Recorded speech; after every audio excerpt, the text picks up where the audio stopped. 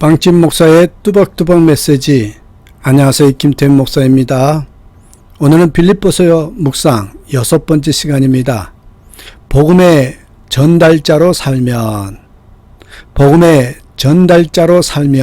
빌립보서 2장 19절에서 30절의 말씀을 가지고 여러분과 함께 나누겠습니다.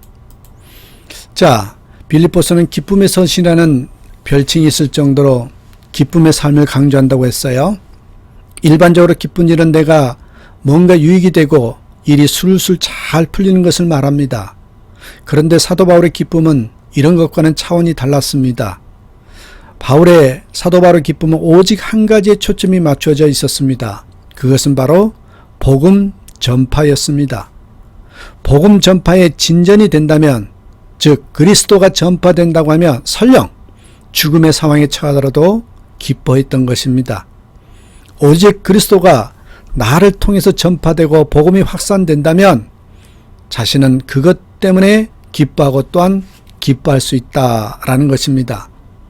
복음만이 자신의 존재 이유이며 자신의 삶에 참 소망을 준다는 고백입니다. 정말 멋있는 사람입니다. 자, 어떤 분은 인생에 대해서 인생은 만남이다 이렇게 정의를 했습니다. 인생은 만남의 연속이기에 참 의미 있는 정의라고 생각합니다. 사도 바울도 오늘 본문을 통해서 존귀한 만남의 축복에 대해서 언급하고 있습니다. 자신의 최고 가치이자 삶의 원동력인 복음 전파에 함께한 두 명의 동역자를 소개하고 있는데 바로 디모데와 에바브로디도입니다. 디모데는 많이 들어보았지만 에바브로디도라는 이름은 잘 들어보지 못했을 것입니다. 두 동역자는요, 신기하게 출신과 성장 배경에서 다른 점이 있습니다. 옆에 써놨는데, 디모데는 믿음의 가정에서 태어나서 어려서부터 성경을 알았을 정도로 영적 배경이 든든했습니다. 그런데 이와는 달리 에바브로디도는 불신자의 가정에서 태어나 자랐지만 복음을 받고 변화된 인물입니다. 이 에바브로디도라는 이름을 보면 출신 배경을 알 수 있습니다. 이 이름은 미의 여신 아프로디테에서 가져온 이름입니다. 그러니까 우상 문화 속에서 자랐다는 것을 알 수 있는 그런 이름이지요. 그리고 여러분, 디모데는 목회자이고요, 에바브로디도는 평신도 사역자였습니다. 이처럼 배경이 다른 두 동역자 디모데와 에바브로디도였지만 복음 운동에는 각자의 위치에서 한결같은 마음을 가지고 사도 바울과 평생을 동역자의 삶을 살았던 것이죠. 자, 두 사람 중에 먼저 디모데를 소개합니다. 옆에 써놨어요. 뭐라고 써놔 있어요? 복음을 위해 수고한 디모데. 요 중요한 단어죠. 복음을 위해 수고한 디모데. 자, 빌립보서 2장 19절에서 20절 봅니다. 내가 디모데를 속히 너에게 보내기를 주 안에서 바람은 너희의 사정을 알므로 안위를 받으려 함이니 이는 뜻을 같이 하여 너희 사정을 진실히 생각할 자가 이밖에 내게 없음이라. 바울이 디모데를 빌립보 교회에 파송하려는 계획을 밝히고 있습니다. 바울은 자신의 상황을 빌립보 교회에 전하게 함으로써 빌립보 성도들을 위로하고 격려하고 이 디모데에게 이들의 영적인 성장을 돕도록 하는 것이 1차적인 목적이었습니다. 또 한 가지는 써있죠. 두 번째, 빌립보 교회의 상황을 제대로 알기 위함이었습니다. 당시 빌립보 교회가 서로 하나 되지 못하고 분쟁하는 소식을 들었기 때문에 이런 상황 속에서 벗어나 복음의 합당한 교회로 아름다운 모습을 보여줌으로써 자신이 기쁨을 얻게 해달라는 것입니다. 자, 바울이 그러면서 왜 디모데를 선택했는지 그 이유를 밝혔습니다. 여러분, 바울은 디모데가 자신의 뜻을 같이 한 동역자라는 사실을 강조하죠. 뜻을 같이 한다라는 것은 같은 마음으로 하나님의 일을 한다라는 동역의 의미가 담겨 있습니다. 이것이 정말 중요합니다. 어떤 사역을 하든지 간에 예수 그리스도 안에서 한마음 한뜻이 되는 것이 사역의 승패와 직결됩니다. 아무리 열정적인 사람이라 해도 뜻이 맞지 않으면 주의 일을 함께 할 수 없습니다. 열정이 오히려 방해가 됩니다. 그래서 교회는 강단을 중심으로 하나가 되어야 합니다. 강단의 메시지를 통해서 하나가 될 때 사단과의 영적 싸움에서 승리하며 하나님의 일을 힘있게 추진해 나갈 수 있는 것이죠. 자, 21절 22절 보시겠습니다. 그들이 다 자기 일을 구하고 그리스도 예수의 일을 구하지 아니하되 디모데의 연단을 너희가 안 하니 자식이 아버지에게 한같이 나와 함께 복음을 위하여 수고하였느니라. 바울은 디모데의 영적 삶의 모습에 대해서 더 구체적으로 설명하는데, 디모데가 그리스도 예수의 일을 구하는 일꾼이요 자신과 함께 복음을 위해서 수고한 자라 이렇게 표현을 했습니다. 여기서 수고한 자, 헬라는 둘루오이고 종이나 노예를 의미하는 둘로스에서 나온 말입니다. 한마디로 여러분, 복음의 노예가 되어서 복음으로 각인, 뿌리, 체질되었고 삶의 모든 발걸음마다 복음이 복음되게 하기 위해서 생명을 건 헌신을 했다라는 뜻입니다. 그런데 여러분 잘 보아야 할 것이 이것이 결코 자기 희생이 아니었습니다. 오히려 복음이 그들의 인생을 최고 가치 있고 존귀하게 만들어준 것입니다. 지난 2000년 동안 사도 바울과 디모데는 여러분 다니엘서 12장 3절의 말씀처럼 별처럼 빛나는 존재가 되었고 앞으로도 주님이 오신 날까지 계속 언급될 것입니다. 하나님은 복음을 위해서 수고한 자를 결코 그냥 놔두지 않으심을 믿으시길 바랍니다. 오늘 본문에 보면 바울이 빌립보 교회를 위해서 사역자를 파송할 계획을 세우고 주변에 있던 여러 사람들에게 말을 해보았는데 이들은 전부 다 자기 유익만을 추구하고 희생하려 하지 않았습니다. 그런데 디모데는 달랐습니다. 바울이 말한 즉시 자신이 그 일을 감당하겠다고 자원한 것이었습니다. 이처럼 여러분 그리스도 예수 일의 최고 우선순위를 두는 사람을, 그런 삶을 사는 자가 바로 그리스도의 절대 제자입니다. 디모데가 이렇게 할 수 있었던 이유가 어디 있습니까? 디모데는 바울의 말을 단순히 바울의 말이라고 생각하고 따른 것이 아니었습니다. 디모데는 하나님께서 복음 전파를 위해서 바울을 시대적으로 사용하신다는 것을 체험했었습니다. 디모데는 바울의 1차 전도여행 때 바울을 만나서 복음의 비밀을 깨닫게 되었습니다. 또 바울의 2차 전도여행 때부터 바울과 함께하면서 사역을 하지요. 함께 현장에 들어가면서 디모데는 예수 그리스도의 복음을 향한 바울의 중심을 느낄 수 있었던 것입니다. 그러니 주저함 없이 바울의 요청에 수락한 것이죠. 복음을 위해서 수고하는 것만큼 여러분 복된 일은 없다는 사실을 기억하시길 바랍니다.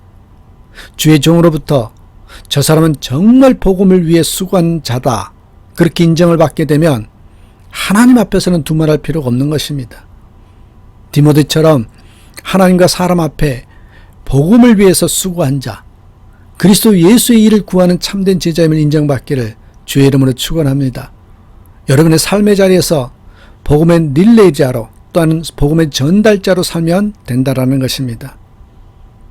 자, 두 번째 인물입니다. 에바브로디도, 그 앞에 뭐라고 써 있습니까? 함께 수고하고 군사된 에바브로디도입니다. 자, 25절. 그러나 에바브로디도를 너에게 보내는 것이 필요한 줄로 생각하나니 그는 나의 형제요 함께 수고하고 함께 군사된 자요 너희 사자로 내가 쓸 것을 돕는 자라. 바울은 우리에게 또 한 명의 복음 동역자를 소개합니다. 에바브로디도죠. 에바브로디도는 감옥에 갇힌 바울을 돕기 위해서 빌립보 교회가 파송한 사역자였습니다. 성경금을 가지고 와서 바울에게 전달하고 바울의 옥중 생활을 돕는 역할을 하도록 파송받은 것입니다. 여러분, 사실 빌립보에서 로마까지는 약 1200km 정도 떨어져 있다고 합니다. 지금은 비행기로 2시간 정도 가면 가지만은 교통수단이 열악한 당시에 먼 길을, 그것도 옥중 수발을 위해서 간다는 것은 보통 결단이 아니었습니다. 에바브로디도는 이 사역을 위해서 한마디로 생명을 건 헌신을 했던 것이죠. 바울은 에바브로디도에게 자신의 형제여 함께 수고하고 함께 군사된 자라, 그렇게 말을 하면서 그가 주어진 사역에 생명 건 헌신했다고 강조를 합니다. 여기에 복음의 동역자로서 정의가 담겨 있습니다. 그리스도 안에서 복음의 확산을 위해서 영적 한 가족이 되어 함께 수고하고 함께 영적 싸움을 싸우는 자가 바로 복음의 동역자라는 것입니다. 본문에 보면 이런 에바브로디도는 감옥에 있던 바울을 섬기다가 오히려 자신이 죽음 직전에 이를 정도로 심각한 병에 걸렸습니다. 이 사실을 빌립보 교회 성도들이 알고 걱정했는데 에바브로디도는 이것이 알려진 것 때문에 오히려 더 근심했다라는 이야기입니다. 그리스도 안에서 영적 한 가족이 되었다는 것을 너무나 실감나게 보여주고 있습니다. 서로를 위해 정말 기도한 결과 하나님의 은혜가 에바브로디도에게 임했고 그는 완치가 되었죠. 이런 에바브로디도를 바울이 빌립보 교회에 되돌려 보낼 것인데 이 그를 기쁨으로 영접하고 존귀하게 여기라는 말을 덧붙였습니다. 그러면서 그 이유를 30절에 설명을 합니다. 그가 그리스도의 일을 위하여 죽기에 이르러도 자기 목숨을 돌보지 아니한 것은 나를 섬기는 너희의 일의 부족함을 채우려 함이니라. 에바브로디도는 그리스도의 일을 위하여 죽기에 이르러도 자기 목숨을 돌아보지 않을 정도로 생명을 건 헌신했기 때문에 존귀한 존재로 대접받을 자격이 있다는 것입니다. 에바브로디도와 같은 이런 생명 건 헌신은요, 복음에 주는 참 축복을 사실적으로 누리지 못하면 불가능합니다. 나와 함께 하시는 예수 그리스도의 참된 가치를 발견하지 못하면 할 수 없지요. 예수 생명으로 충만할 때 생명도 거는 것이고 지속적으로 복음 사역을 위해서 전진해 나갈 수 있었던 것입니다. 그런 사람만이 가능합니다. 그러니까 여러분 대단한 사람들입니다. 자, 결론을 맺겠습니다. 여러분께 한 사람을 소개할게요. 우리가 애플사나 아이폰 하면 떠오르는 인물이 스티븐 잡스입니다. 온갖 난관을 극복하고 애플사를 세계적인 기업으로 만든 인물이죠. 캐주얼한 차림으로 프레젠테이션을 하고 그의 존재 가치가 최고의 마케팅이기도 했었습니다. 그런데 여러분 이런 애플사의 성장에는 빼놓을 수 없는 한 사람이 있습니다. 바로 애플사의 최고 디자인 책임자인 조나단 아이브입니다. 스티븐 잡스라면 다 기억하겠지만 이 조나단 아이브는 IT 업계에 종사하는 사람들 말고는 잘 모르는 이름이랍니다. 이 조나단 아이브가 얼마나 큰 역할을 했느냐면 아이폰, 아이패드를 비롯한 혁신적인 이 간결함의 대명사로 꼽히는 애플 관련 제품 디자인 전부 다 그의 손에서 나온 것이랍니다. 그는 스티븐 잡스처럼 전면에 나서진 않았지만 어쩌면 스티븐 잡스보다 더 큰일을 해냈다고 해도 과언이 아닙니다. 스티븐 잡스가 죽으면서 조나단 아이브가 하는 일은 절대로 간섭받지 말아야 한다고 것을 분명히 했을 정도로 이 애플사 성장의 숨은 주역이었던 것입니다. 애플사가 성장하고 스티븐 잡스가 입지전적인 인물로 등장할 수 있었던 배경에 이 스티븐 잡스와 평생 동역했던 조나단 아이브가 있었던 것처럼 영적인 삶에도 이런 동역자, 복음의 동역자가 정말 중요합니다. 우리도 디모데와 에바브로디도처럼 생명을 건 복음의 전달자로 살면 복음의 동역자가 될 수 있습니다. 아니, 이 두 사람처럼 그렇게 못할지라도 여러분과 저희 가슴 속에 하나님, 나는 여러 사람을 통해서 복음이 나에게 전달된 것처럼 나 또한 다른 사람에게 복음의 전달자로 살겠습니다. 이 가슴만, 이 마음만 가지고 있더라도 복음의 동역자가 될 수 있습니다. 삶의 자리에서 내가 복음의 전달자로 살겠다라고 생각하면 생명을 살리라는 여호와의 뜻만을 완전히 세우는 그런 하나님 나라 확장의 산증이 다 될 수 있다는 것이죠.